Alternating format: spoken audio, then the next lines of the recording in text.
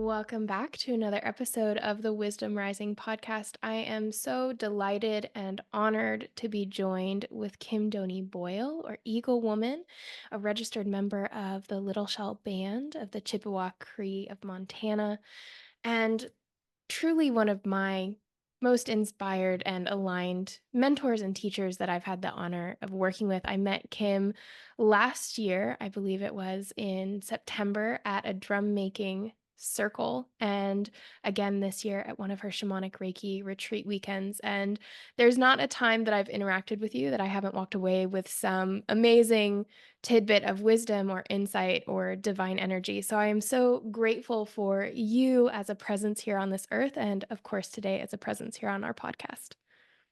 Thank you. I'm honored to be here and honored to be able to connect with you again. I think about you often. You're a very powerful presence. And so I am also very grateful to have met you. Oh, that's beautiful. Thank you. And I truly am just so excited to be able to share your voice today on the podcast. One of the things that we're really striving to do with this podcast is really showcase all the different perspectives around shamanic practice. And I think you have a lot of really beautiful and unique insights, as well as a really amazing background in all of this. So I would love to just start today's conversation by asking you, how did you get to where you are today? I know that's a big question, but Yeah, like, wow. Um, we're going way back. Um, I've always had an interest in my native culture.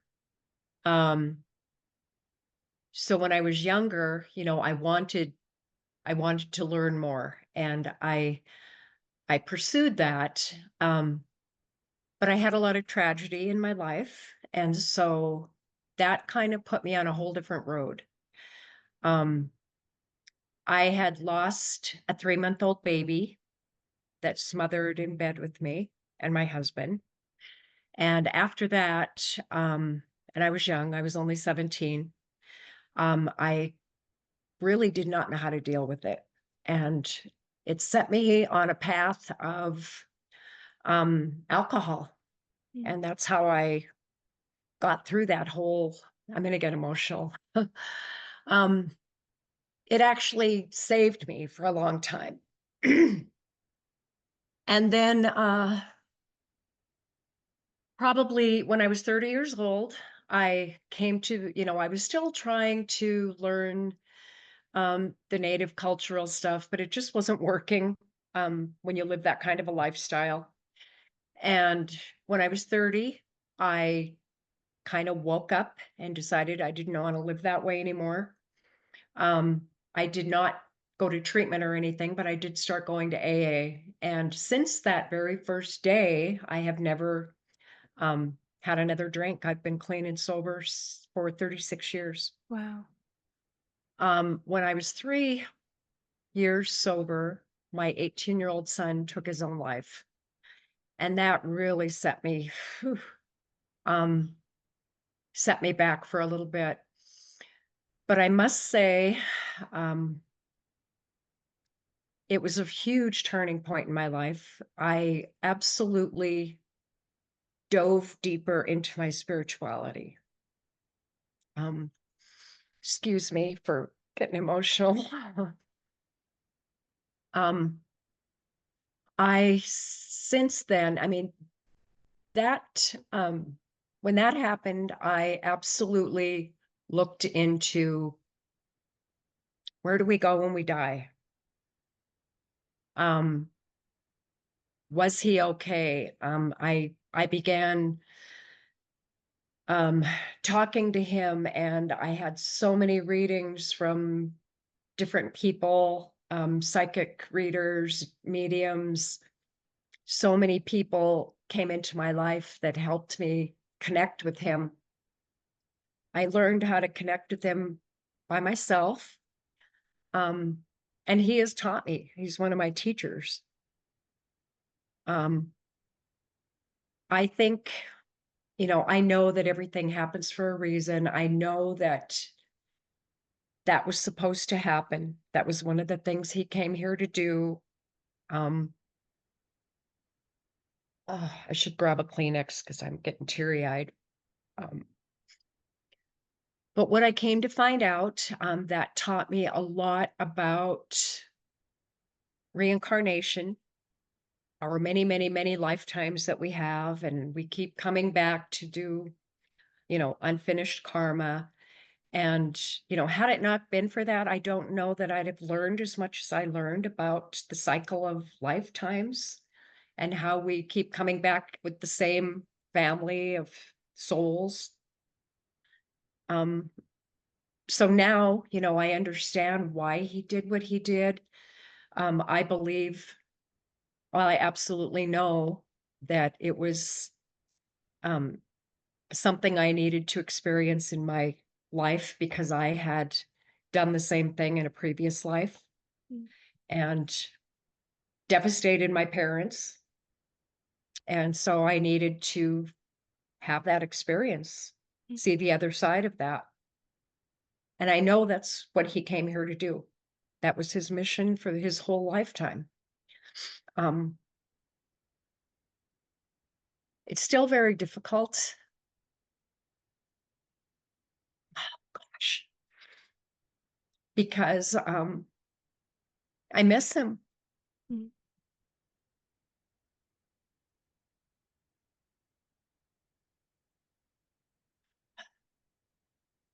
Oh gosh, I didn't think I was going to get so emotional. I can usually talk about it pretty easily. I think when he's close is when I feel him and I get emotional. Um, so those two things are really um, the catalyst for where I'm at today. Okay, I gotta get a grip here. um, so after that, yeah, I went on this mission to um, find out all about the spirit world. I needed to know, I needed answers, and that's exactly what I did. And I found many answers, and um, I'm able to help a lot of people that have experienced what I've experienced.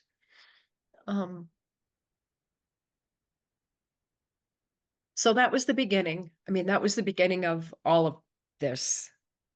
Um, yeah, in a nutshell, I guess. So In a that was very the beginning. profound and intense nutshell. Very intense. Yeah, Yeah. very intense. And I And, that's definitely part of shamanism is, you die the shaman's death. And so it was like my soul was reborn after walking through the fire, so to speak. Can you speak more about that concept of dying the shaman's death? Because it is such an important part of that journey. Yeah, I will. Let me grab a Kleenex. Realize I had one that close. um, well, it's kind of like, we hear a lot about the dark night of the soul, and that's a turning point for everyone when they reach that place where they have to walk through some real darkness and look at yourself. They go within and all of your own demons and dark parts of you. Um, it's kind of, that. Um, from my experience of people that I've met, the most powerful shamans are the ones that have had the most tragic things that they've had to walk through. Um, so you reach a point in your life where um, you feel like you're at a crossroads where sometimes you want to die physically. I mean, really think about leaving the earth because it's just too hard. Something then ignites within you, and you are able to, um, and it's usually with help with teachers and coaches. You get through all of those things that you think are so bad that you can't get through life. and you wake up uh, to feel like you're a new person. And symbolically, a lot of times, shamanic teachers will have you go out, into the woods and lay in a hole in the ground. And, the symbolism of it is, you're born into a new soul. You're born into a new body. You leave all that stuff behind, you've conquered it, and you awaken into a stronger person.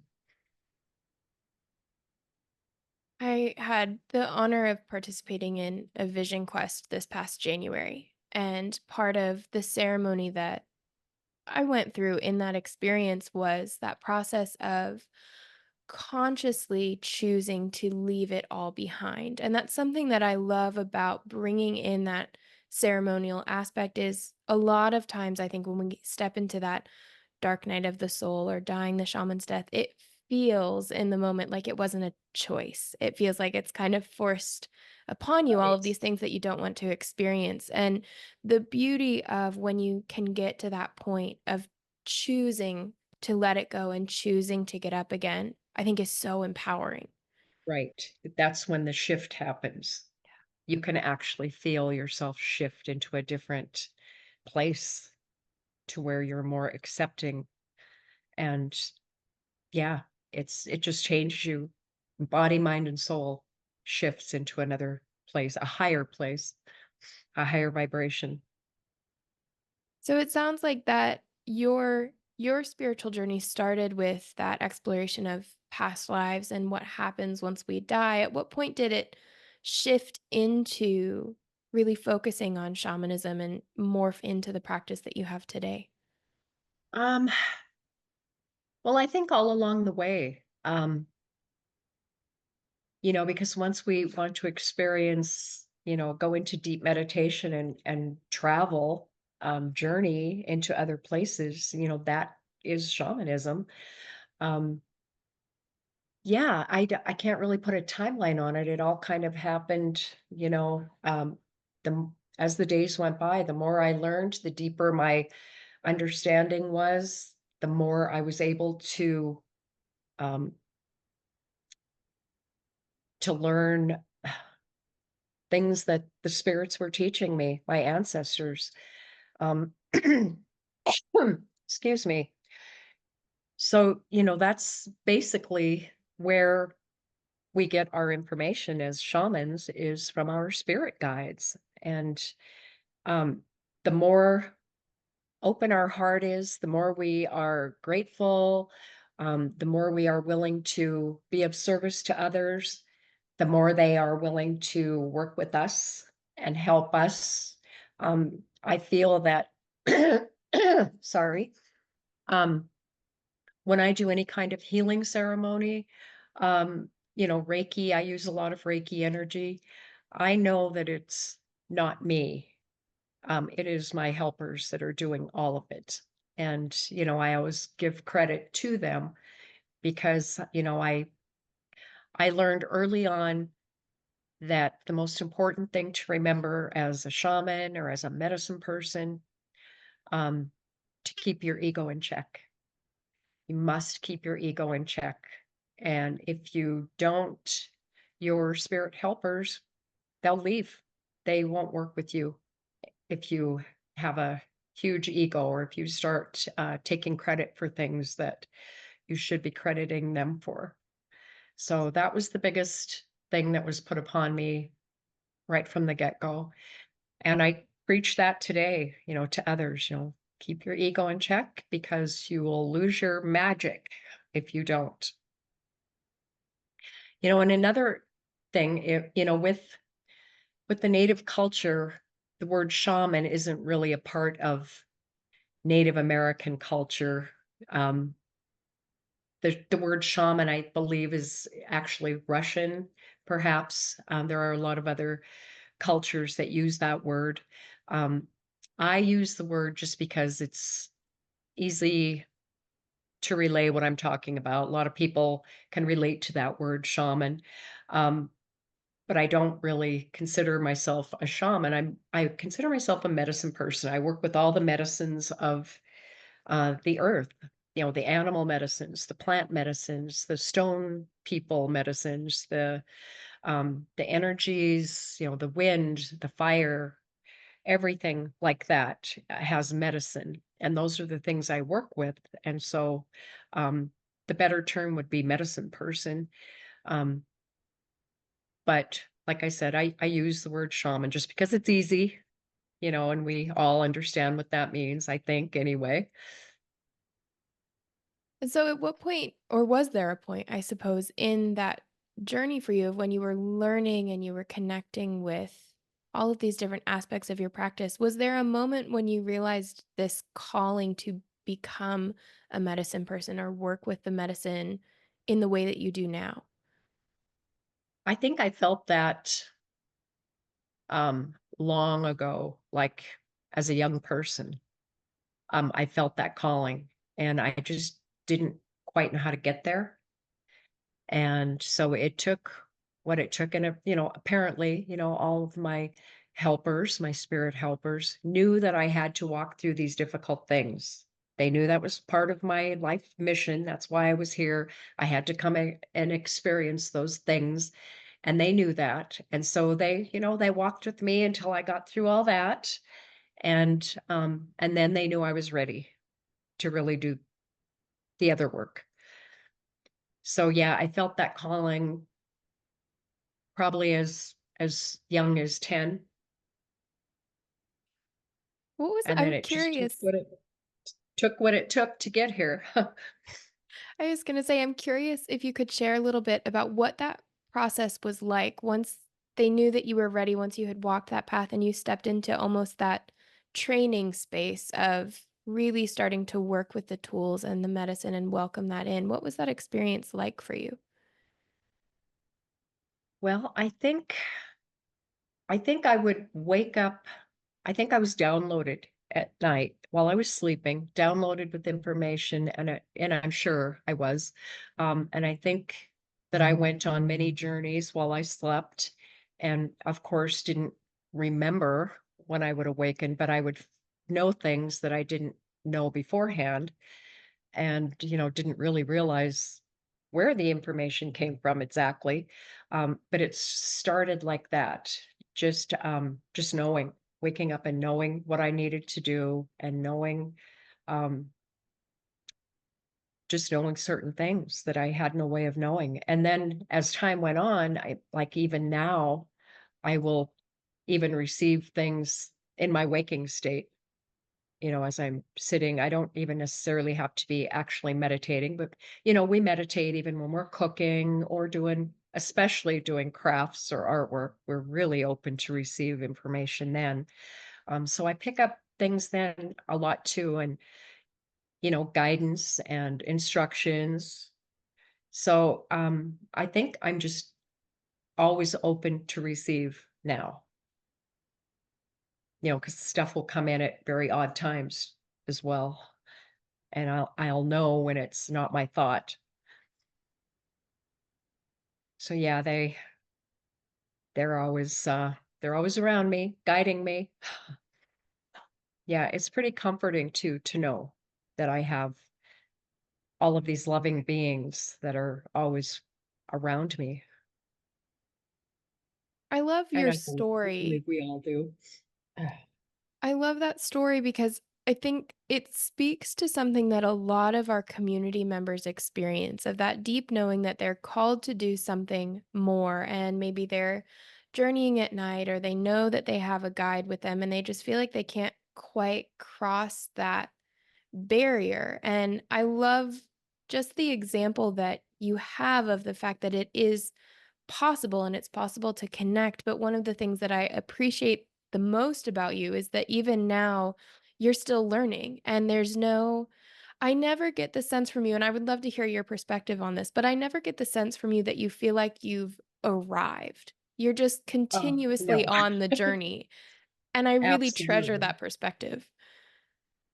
Yeah, absolutely. I feel like I'm still in kindergarten, and it's true.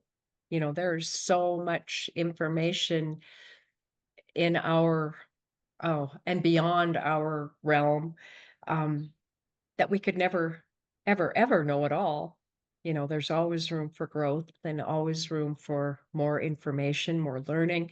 Yeah, and I feel like I've just barely stuck my toe in the water, for sure.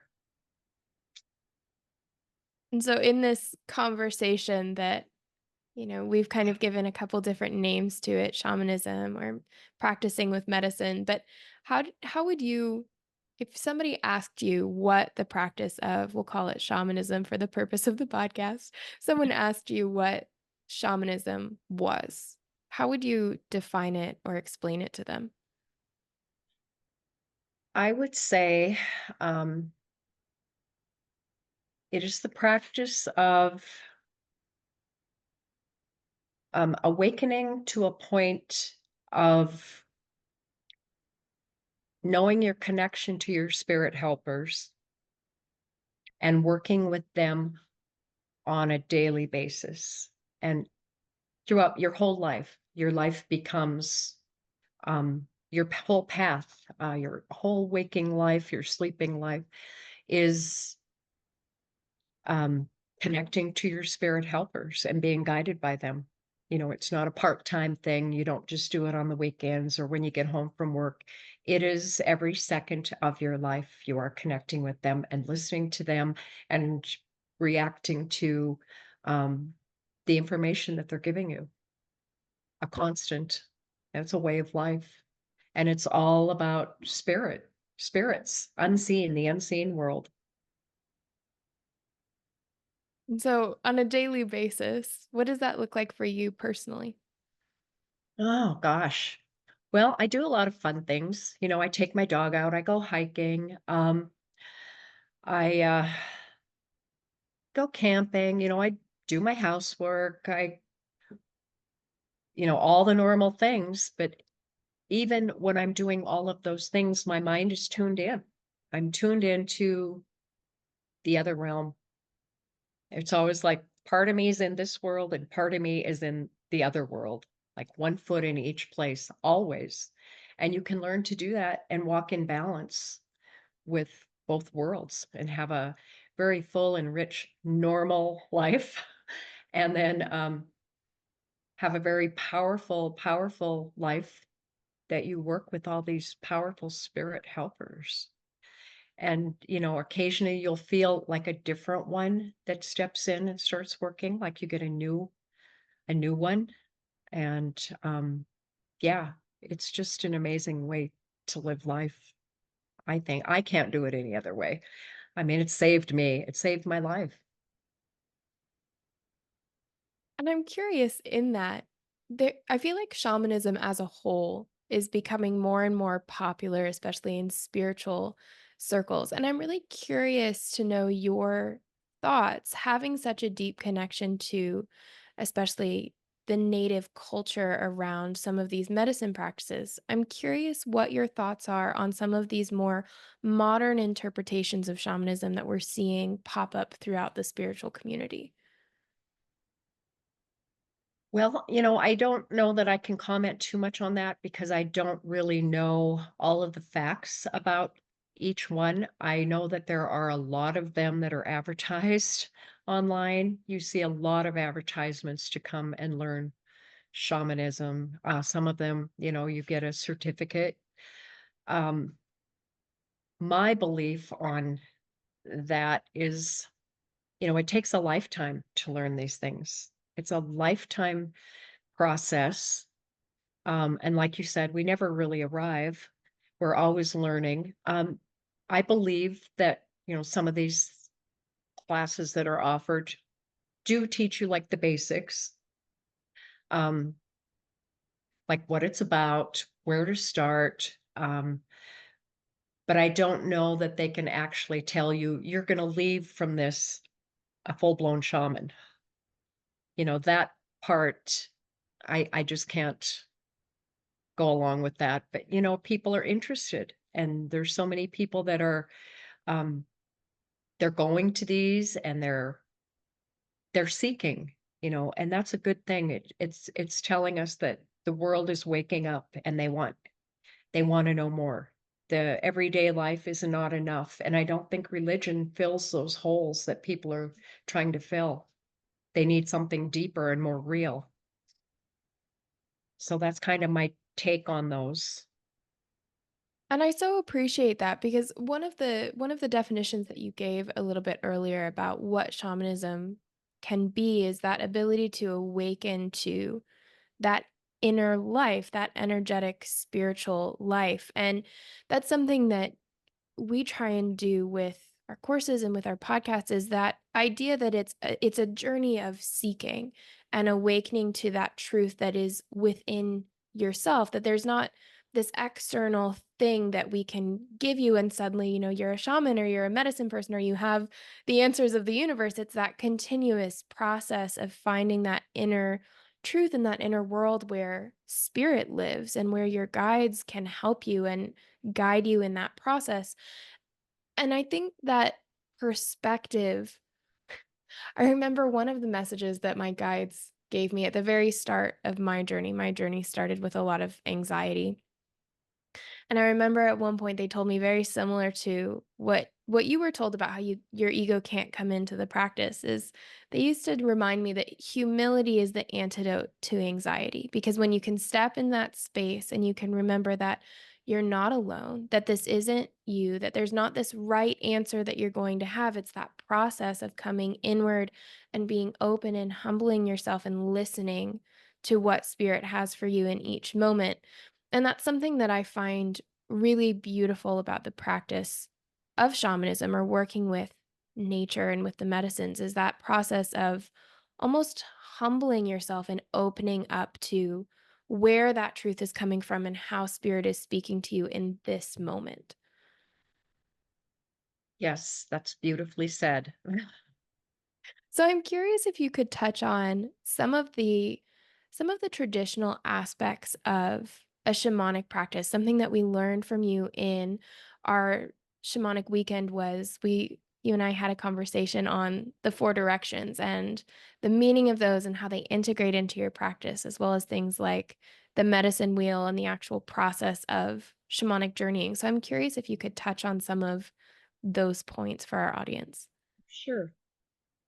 Well, the directions are the medicine wheel. So the sacred medicine wheel is considered like a map of all of reality.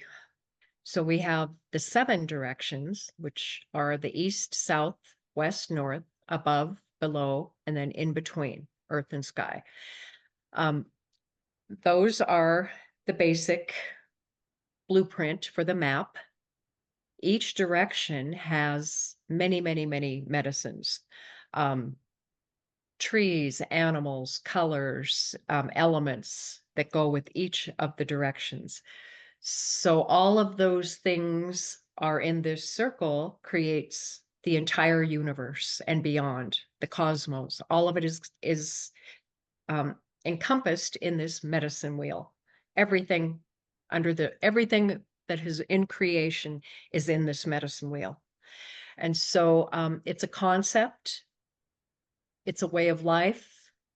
Um, some people have called it a religion. It's not a religion, but for lack of a better word, it's a way of life.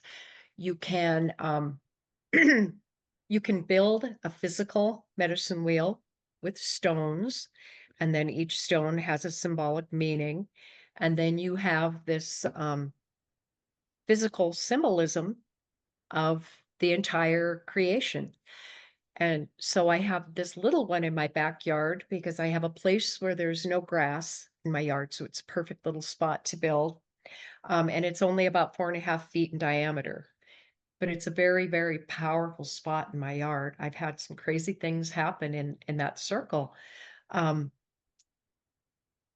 my family has land out on the Jefferson River, and my sister and I built a huge, probably about a 20-foot in diameter medicine wheel there. And what it does, it creates a portal or a vortex of energy um, that comes into your property or your backyard, wherever you build it, and creates this highly vibrational healing place. And so we go there, we do prayers there, we walk around it. You can actually, just by walking around a medicine wheel, go into a deep meditation. Um, but yeah, there's no end to learning about the medicine wheel either. I mean, there's books written on it. There's so much information online, and yet you can never stop learning. There's no end to the learning of what the wheel is doing. It's constantly working. It's very, very powerful. So yes, I integrate that into my sessions, into my prayers, everything I do. I offer tobacco to the directions if I'm out hiking. Um, they're just a powerful part. We all have a medicine wheel within us. We are all a medicine wheel. We have a center, we have the directions, we have everything that exists within ourselves, which, we've heard that before, that, Christ consciousness is within us. It's not out here. All of creation dwells within us. And so we are all a medicine wheel. Um, yeah, it's kind of hard to relay that, in a quick answer, but there's so much information on it, and it's such a powerful, powerful thing to integrate into um, your belief system if you are doing this kind of work. If someone wanted to start the process of maybe making their own, 4-foot medicine wheel in their backyard, where would you have them start? What are kind of those basic aspects of it that would give them a starting place, and how could they use it in their practice? Well, to build it is a process. It's a ceremony in itself. And so you would go out and gather stones um, from the mountains, the river, wherever you wanted, but you always, ask permission before you pick up the stone, ask the stone if it wants to be a part, leave tobacco, and say thank you. When you gather all of your stones, there's a certain way to put them together, starting a starting point and a finishing point, and you use tobacco and you burn smudge each of the stones. So once your wheel was put together, um, you've created a very powerful vortex on your property. Um, then you can start, walking around, offering it tobacco to all of the stones as you walk clockwise around it. You can do morning prayers at your wheel. You can do evening prayers. Um, yeah, it's pretty much working for you. And then you just need to keep it, I always say, awakened. Because if you ignore it and don't do anything with it and just let it sit, it's going to lose its power. So it needs tobacco, it needs gratitude, and it needs your presence there occasionally. It doesn't have to be daily, but just on a regular basis, or go out and walk the wheel and do your prayers and give gratitude. So yeah, it's pretty simple. I mean, it's powerful, but yet not complicated. And this is a point of personal curiosity for me. Why tobacco? There's such a spiritual significance to it. There Why is. tobacco? And is there an alternative if someone doesn't have tobacco that they could use? Yes. So cornmeal is used a lot also. Tobacco to the Plains tribes is very, very sacred.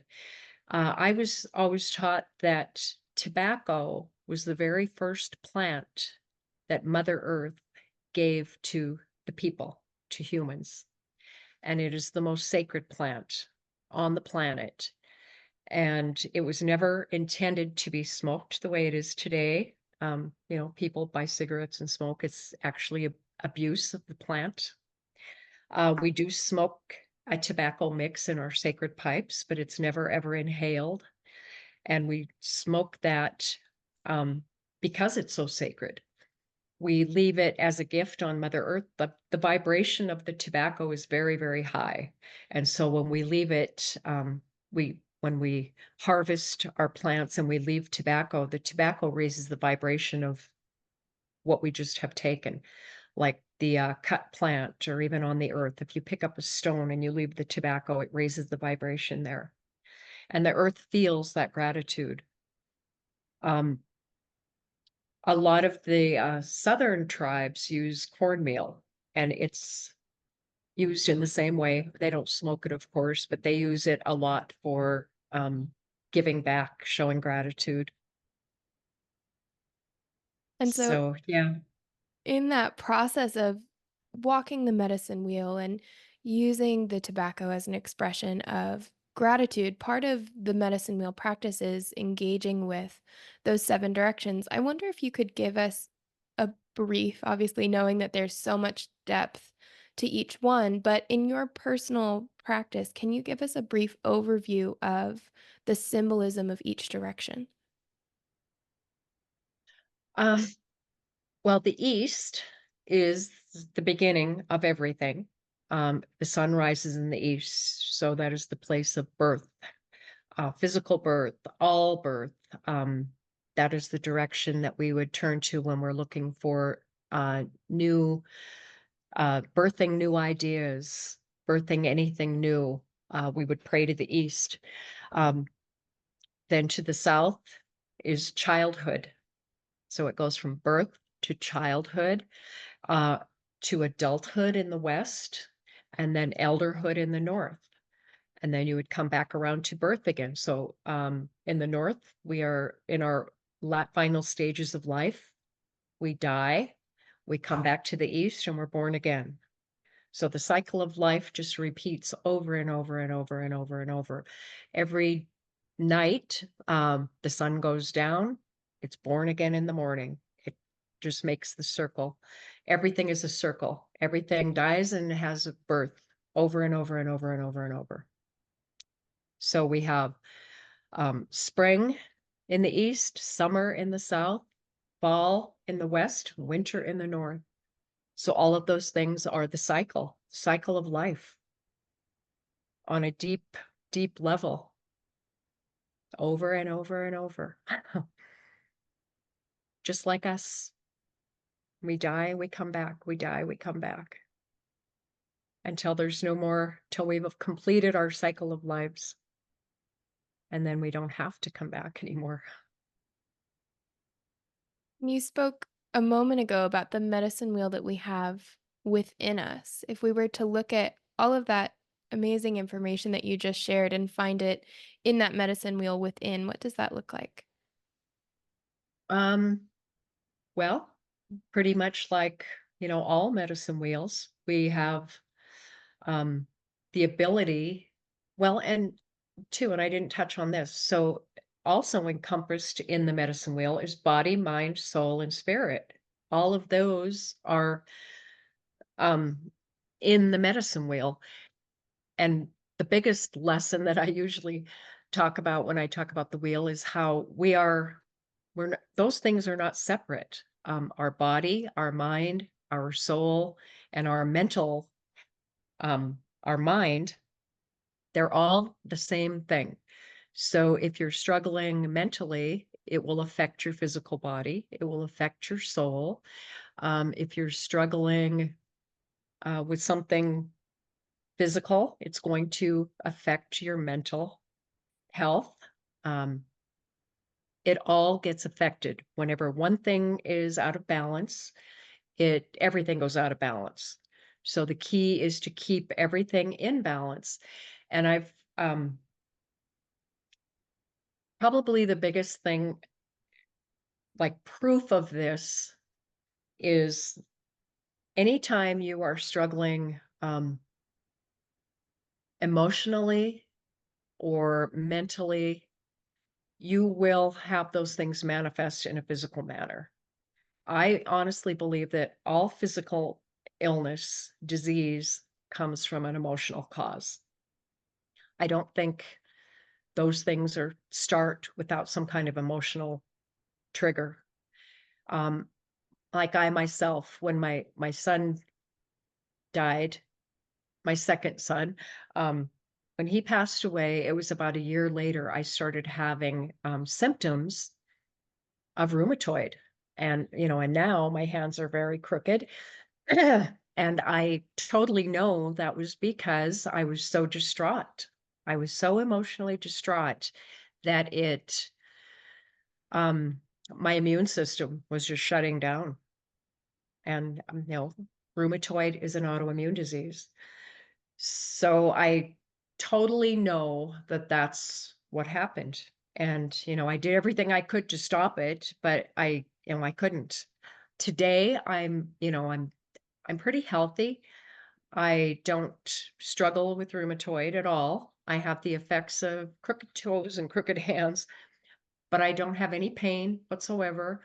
It doesn't stop me from doing anything I want to do. I can hike, I can bike. I do all of those things. Um, but I still have the scars, so to speak, from that. And I do, I take medication, I have to say that, but I truly believe that I'm healed from that. But it took its toll on me. And, that's just more proof that body, mind, and soul, those things are not separate at all. So when you're struggling emotionally, you really need to get yourself straightened out before your physical body manifests it into some way that, is very, very harmful. Because who knows, I think a lot of times with a broken heart, you're actually going to get some kind of heart disease. So they can't be separated. And I don't know to the extent that some people realize that, how true that is. With the disease of alcoholism, that is considered a spiritual disease. And that is because the only way to heal and recover from alcoholism is through a spiritual connection. There's nothing else on the planet that will work but finding, they say, a higher power and connecting to that higher power. And then you're free from your addiction. So that is a spiritual disease, all connected. I mean, it's so powerful once you realize. So when you have one thing you feel is getting out of balance, you need to really take care of that and balance it back out before the other things all kick in, because it's all one ball of wax, so to speak. That's something that I really love about that concept of the medicine wheel and that idea that everything is a circle. The way that I like to explain it to our students is everything in life is constantly finding a state of balance. And so if something, if you're having, let's say, an extreme state of grief, and your lungs develop something like COPD because of where that grief is stored, the body, Yes. the mind, the spirit, the soul is going to find ways to compensate for that. So it comes into a state of balance, but that balance isn't always harmonious. And I Right. like that difference between the two of the fact that your body can find balance in an unharmonious state. If something like COPD or an emotion isn't dealt with, it'll balance itself out in other ways to compensate for it. And so, part of engaging with the wheel and looking at all of those different parts of ourselves is finding how we can bring those into unity and harmony so that they're in a true state of balance and that they're all healed and whole. And one of the things that I also love about the shamanic practice, and especially about some of the traditional shamanic cultures, is there's that saying that, the shaman is the one who sees in the dark. And I love that because I think shamanism, from my perspective, and I'd love to hear your thoughts, is one of the few spiritual traditions that truly goes in and acknowledges the shadows and the dark and knows that they're not something to be afraid of, but they're something to be open to and curious about and know that they are all part of that wheel, of that circle, and of that cycle. I agree. Um, Part of shamanism is knowing that you're going to have to face some very low vibrational dark entities at certain points when you're doing um, different kinds of work. They're out there. They're part, dark and light, black and white. They're all duality. Everything's duality. So yes, there are dark spirits, and they are always around us because they don't want us to do good. They would love to put the light out. So yeah, they are a constant with shamanic work, the darkness. Um, when I work with trying to free someone from, having an attachment, uh, instead of, I mean, a lot of people want to smudge them away and, you know, cast them out and chase them out, get out. And I've heard people that like swear at them and call them swear words and get out of my house. Like, oh my gosh, they're thriving on that. They love that. Um, what you need to do is call in your spirit helpers. You call in the most powerful spirit helpers you have and ask them to take this entity to the light. It needs to be healed. It needs to go back to the heart of our creator, where it came from, because everything came from the light in the beginning. Everything is of creator, God, spirit, um, and they need healing.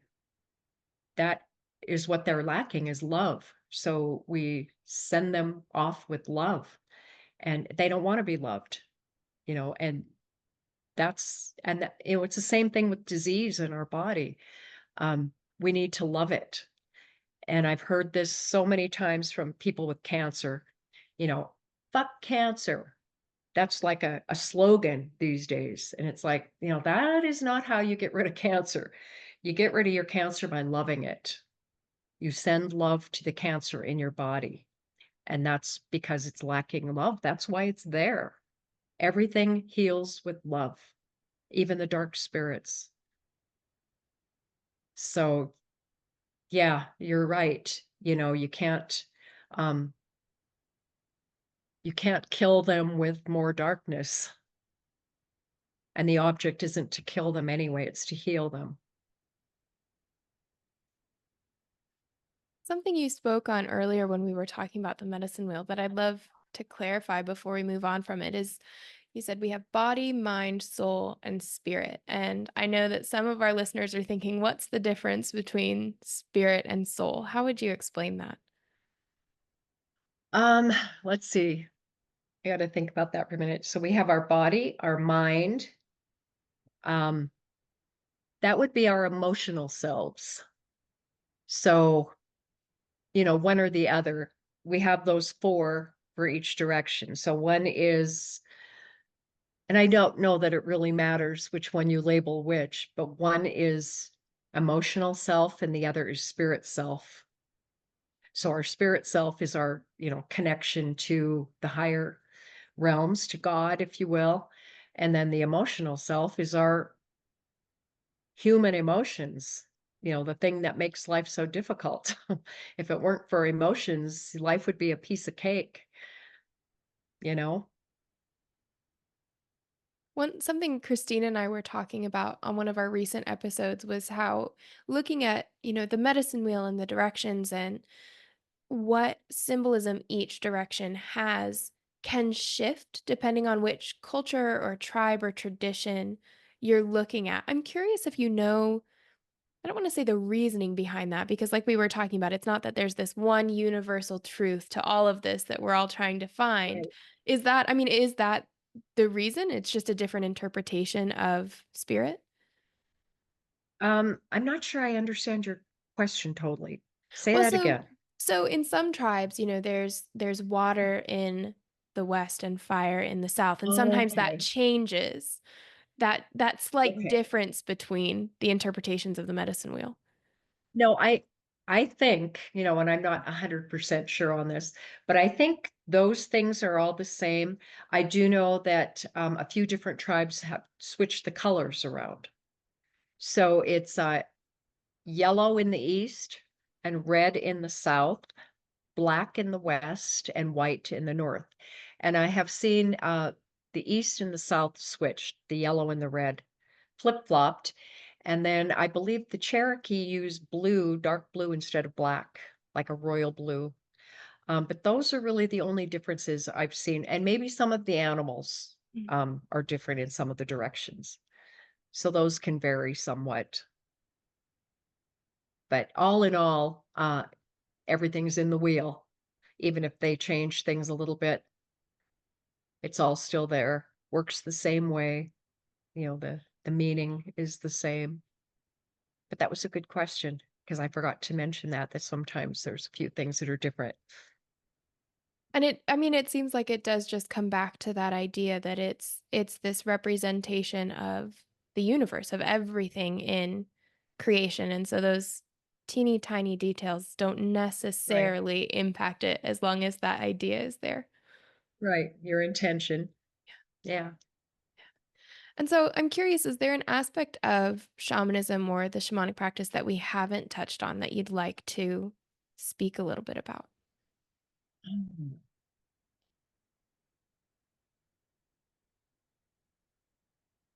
Gosh, I don't know. I can't think of anything right off the top of my head.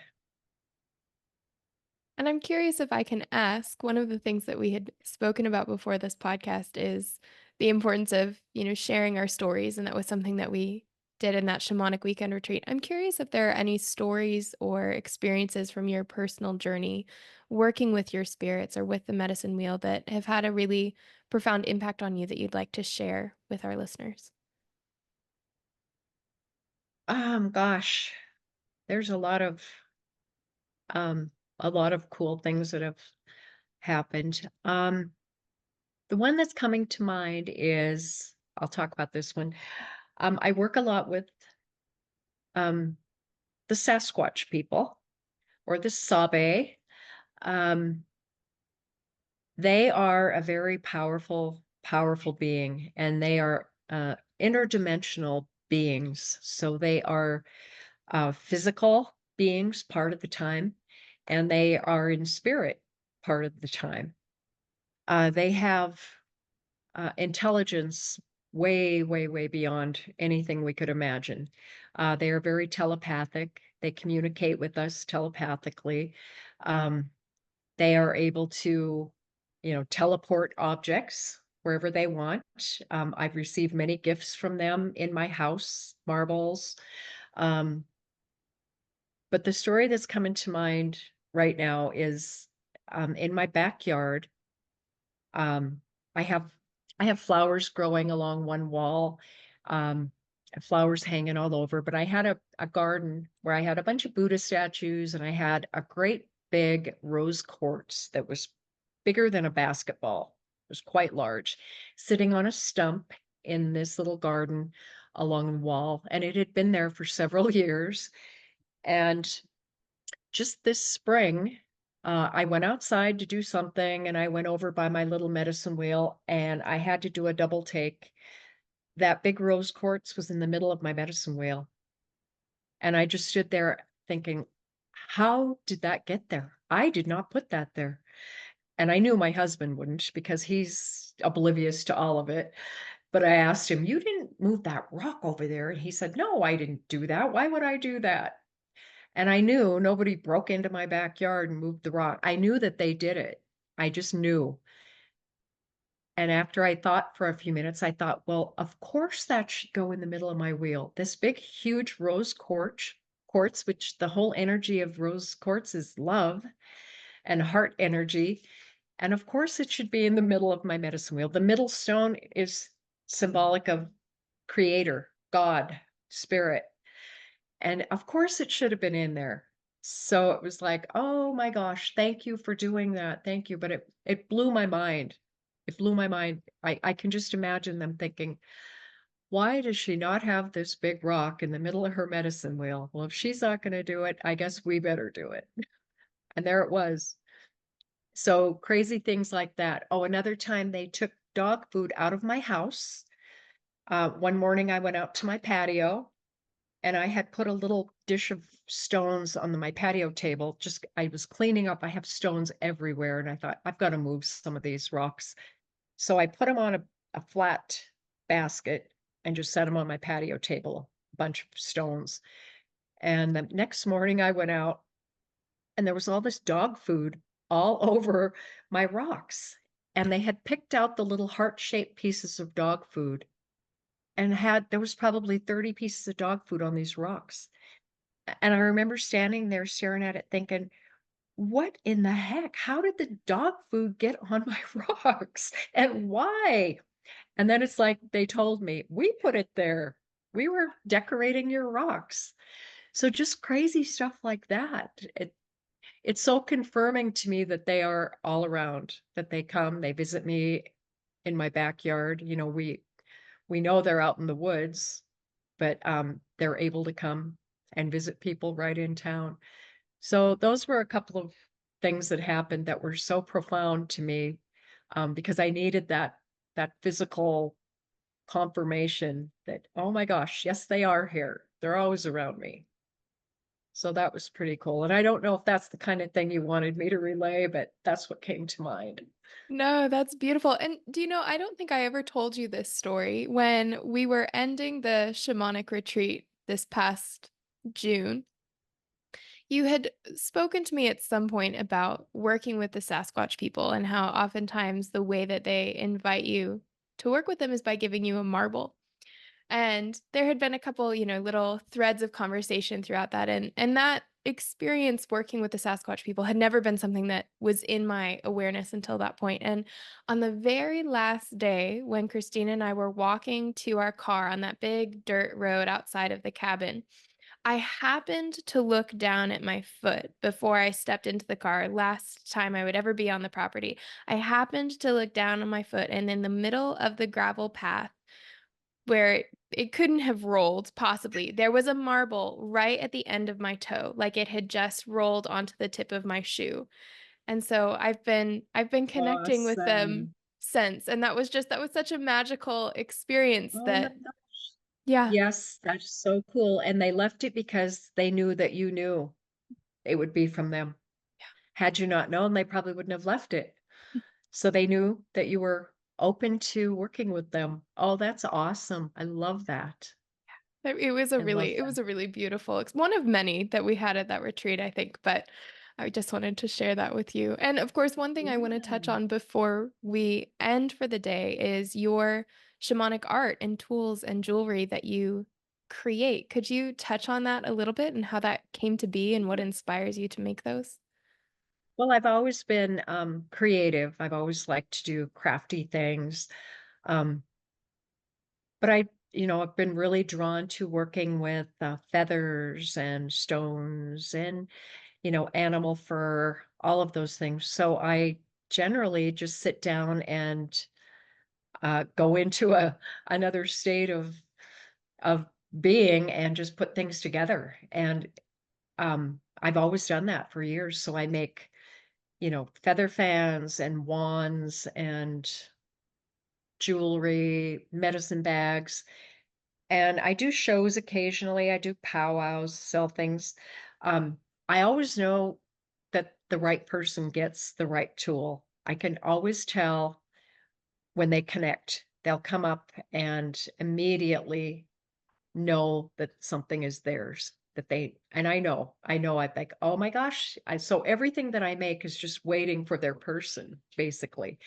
A lot of times I do special orders.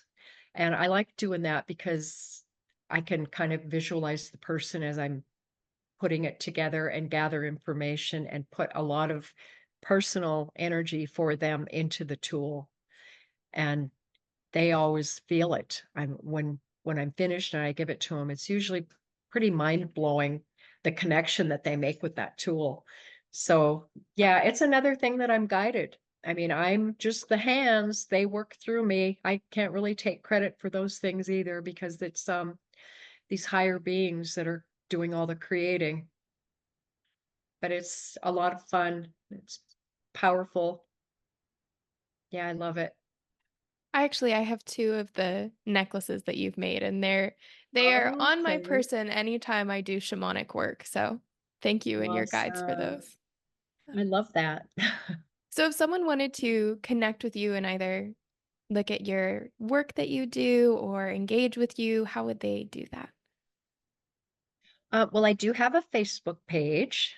It's Kim Doni Boyle. I do, some distance work occasionally. So, I am available for that. Probably the best way would be to just contact me and I can send, lots of pictures of what I have, or, if people want to order something specifically, I kind of like to talk to them and get a feel for their personality and just pick up their energy through a phone call. So, phone calls are okay too. If they want to go on Facebook and find me, they could private message me and we could do a phone call. It's a little more personal to do a phone call. Beautiful. Yeah. Beautiful. Well, Kim, is there anything else that you want to leave our listeners or one last piece of advice or guidance before we end for today? Uh, I think probably if you are if you are open and willing and wanting to learn shamanic practices, I think my best advice would be to to work with people that you truly trust and love. I think that's really important to have a bond with the people that are guiding you, and to have a real trust, mostly a trust, and know that their best interests are for your well-being. Yeah, and I think it's a very powerful um, way to live life, and that it's also a commitment. Um, you have to be committed to listen and be guided by the spirits, and that's what keeps them around, is by your commitment to them and your love for them and gratitude. Yeah. Beautiful. Well, Kim, it has been such an honor and a joy to get to talk with you today. Thank you for sharing your Thank voice and your you. wisdom. And of course, thank you to your guides for being with us and aiding this conversation as well. Thank you. It's really nice to see you again, and I hope that I'll see you in person again sometime soon. Be Absolutely. great. All Absolutely. right. Thank you so much. I appreciate your interview today, and it was my honor. So thank you.